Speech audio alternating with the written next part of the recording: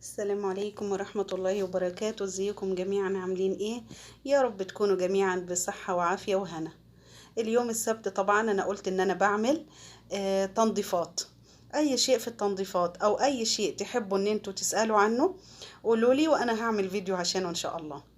طيب هوريكم اليوم غسلت الصحون عشان في واحدة حبيبتي طلبتها مني. انا هعمل دورة التنظيف بتاعتها هوريها لكم ان شاء الله، بس الاسبوع الجاي السبت الجاي باذن الله. المرة دي هوريكم غسالة الصحون، هعرفكم على الاجزاء بتاعتها وازاي احنا بنحط الاطباق. طيب اول شيء غسالة الصحون طبعا مفيدة مميزات.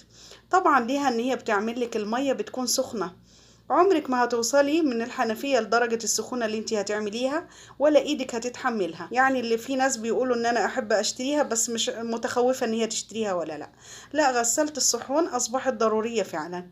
ممكن تغسلي عليها مرتين في اليوم او ممكن مرة واحدة لو مش بتستهلكي اطباق كتيرة. بتنفع كمان معاكي في العزومات.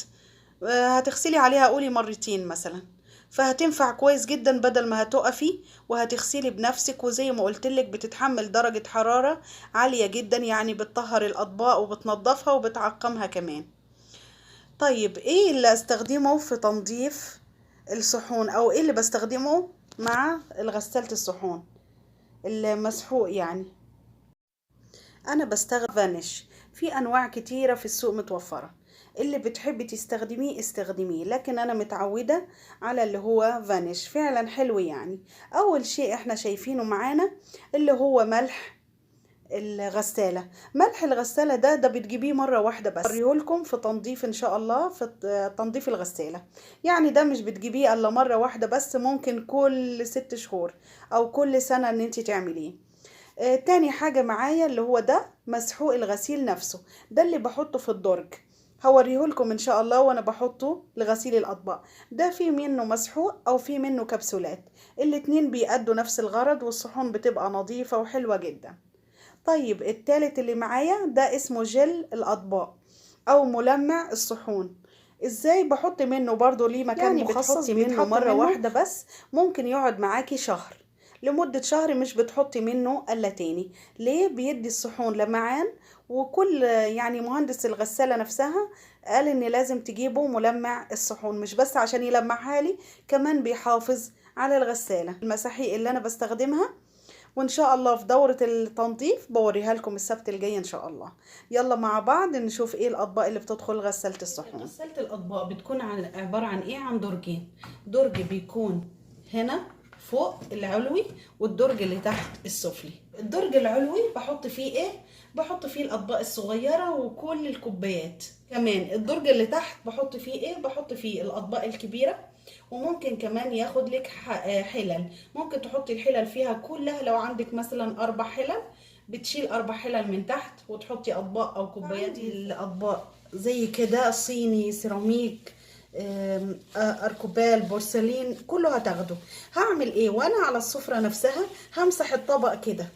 شايفين؟ همسحوها. تقولوا لي طب وانا ليه هعذب نفسي؟ لا، انت كده بتحافظي على الغسالة. يعني بس لما تكون عندك ملوخية، بامية، احنا عارفين الاكل بيلزق فيها، او رز، الغسالة مش هتفضل تنظف زي ما انت بتنظفي وتغسلي بايدك كده، لا هي. فده طبعا بيحافظ لي على الغسالة نفسها. وكمان انت مش هتخسري اي شيء، انت بس بمنديل واحد هتحوشي كل الصحون اللي عندك، هتمسحي لو كانت عندك صوصات او رز بواقي علشان تحافظي عليها. وبحطه بالشكل ده كده، برصهم بالشكل ده الاطباق الصغنونة كلها ورا بعضيها. الكوبايات كمان الازاز طبعا ما يدخلش فيها كوبايات بلاستيك، لان البلاستيك ايه؟ من كتر الحرارة هيتفاعل وهيسحلك وهيبوظ الكوباية نفسها، خلاص مش هتستخدميها تاني. الا الكوبايات البلاستيك اللي مكتوب عليها ان هي تدخل غسالة الصحون. اي شيء مكتوب عليه يدخل غسالة الصحون، سواء حلل لو كانت سيراميك او جرانيت او تيفال او تeflon، اي ماركات الحلل لو هو مكتوب عليها ان هي تدخل غسالة الصحون خلاص بتدخليها بامان وكل شيء. لو مش مكتوبة ان هي تدخل غسالة الصحون لا ما تدخليهاش. ليه؟ لان المادة اللي فيها تتفاعل مع المية السخنة، لان هنا طبعا غسالة الصحون بيبقى درجة الحرارة مرتفعة عالية فيها جدا، فهتبوظ لك الحلة اللي انت هتعملي فيها، او سواء الاطباق. حتى الاطباق الصيني لو كانت فيها رسومات ذهبي فضي وانت خايفة عليها، برضو ما تحطيهاش في غسالة الصحون. السخونة نفسها هتحوش لك الرسومات والزخارف اللي عليها. الاطباق اللي زي دي هحطها هنا كده اهو في اللي تحت. الاطباق الكبيره بتكون حجم كبير بحطها هنا. كل حاجه ليها رفوف بحطها بالشكل ده.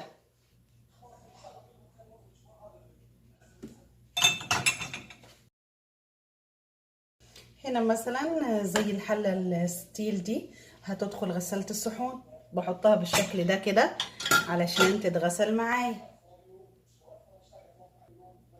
كمان هحط الحلة اللي هي التيفال، برضو دي بتدخل غسالة الصحون. كمان الكوبايات اللي زي كده دي بلاستيك بس بتدخل غسالة الصحون، برضو هحطها هغسلها فيها بكل امان. مادام بتدخل غسالة الصحون مفيش مشكلة. شنطة المعالق كمان هندخلها غسالة الصحون، طول ما هي معالق انت مش خايفة عليها، يعني يكون فيها ذهبي او شيء، عادي ممكن هتدخليها هنا. مكانها بتتحط بالشكل ده كده. المعالق الخشبية بتتحمل الحرارة، السيليكون بيتحمل الحرارة. المهم اي شيء عندك ممكن تدخليه غسالة الصحون، مكتوب عليه بامان هتدخليه. طيب كمان الكاسات اللي هي الطويلة اللي بتكون ليها زي السندة كده، هم عاملين لك المكان ده مخصص ليها لما كده، ودي بتتحط من هنا. يعني شايفين كاسات بالطريقة دي كده بتتسند على دي علشان وهي اثناء تشغيل الغسالة ما تتحركش معاكي كده ولا كده. واهم شيء كمان بعد ما حطيتي اطباقك وحاجاتك خلاص، انا بحوش الرفوف كده بدخلها لجوه.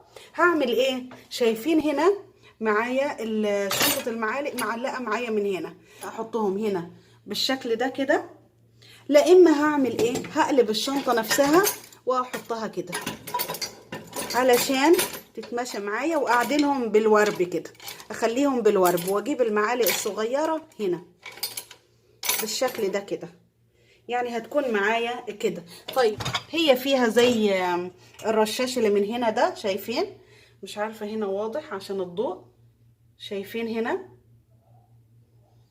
الرشاش عندي ده، الف كده.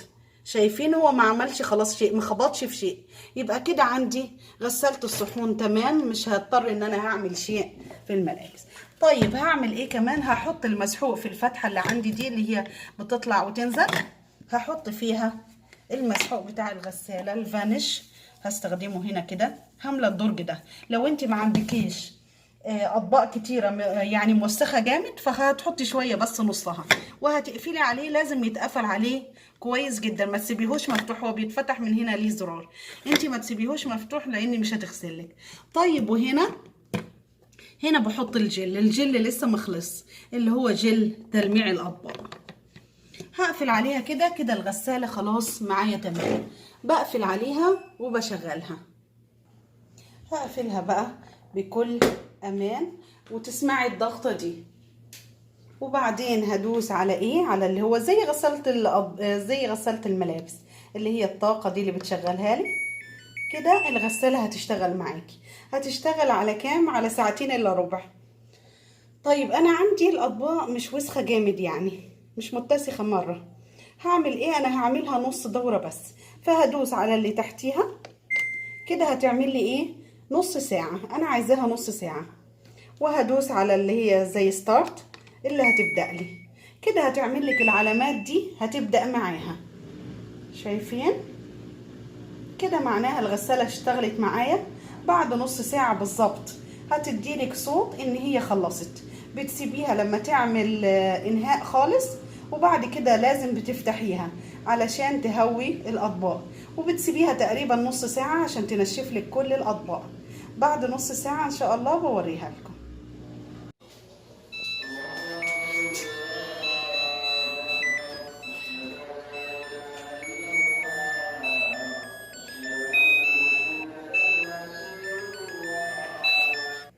كده خلاص خلصت هي الدورة بتاعتها النص ساعة، بنفتح بقى بنشوف. بسم الله، بسم الله الرحمن الرحيم. شايفين البخار اللي بيطلع هنا؟ باين كده، بان ده البخار بتاعها اللي بيطلع. ليه؟ لانها سخنة جدا. طبعا ما نقدرش نيجي عندها في الوقت ده. هسيبها بس شوية تبرد معايا وهوريكم ازاي نضفتها. يعني شايفين الكوباية البلاستيك؟ عشان احنا قلنا دي بتدخل غسالة الصحون. طيب في الكوباية الازاز عندي كنت عايزة اوريكم دي. شايفين التيكت اللي بيكون لازق عليها؟ من اللزق نفسه، هي من السخونة بتطلع. شايفين؟ بتطلع معايا لو كانت لسه كوباية جديدة وعندك لزق زي كده بيطلع معايا بكل سهولة. بوريكم كمان الاطباق اللي تحت. الاطباق شايفين؟ بتطلع لي زي الفل فعلا. كل مره تسيبوها لما تنشف خالص. الاطباق نشفت بسرعه، الكوبايات لسه من السخونه. كمان الحله شايفين بتكون ايه؟ شايفين ايه من جوه؟ بتكون نظيفه جدا. حتى الاطباق الصغيره بتخليها فعلا يعني زي الفل. الكوبايه شايفين بتطلع ايه؟ فعلا بتطلع نظيفه جدا. وكفايه ان هي بس متعقمه، تضمني ان هي متعقمه من الجراثيم. يعني بتسيبي الغسالة مفتوحة شوية عشان كل الأطباق والحاجات اللي انت حطاها في الغسالة لما تنشف خالص، وبعدين بترصيها في مكانها، ما تسيبيهاش كتير في غسالة الأطباق. أتمنى أن أنا أكون أفدتكم. لحبيبتي اللي سألتني على غسالة الصحون، هي حلوة وعملية جدا، بس تحافظوا عليها. ولازم برضو ليها دورة تنظيف. إن شاء الله انتظروني السبت الجاي بنعمل دورة التنظيف مع بعض. أتمنى أن يكون الفيديو عجبكم واستفدتم منه. أشوفكم في فيديو جديد. أستودعكم الله الذي لا تضيع ودائعه، والسلام عليكم ورحمة الله وبركاته.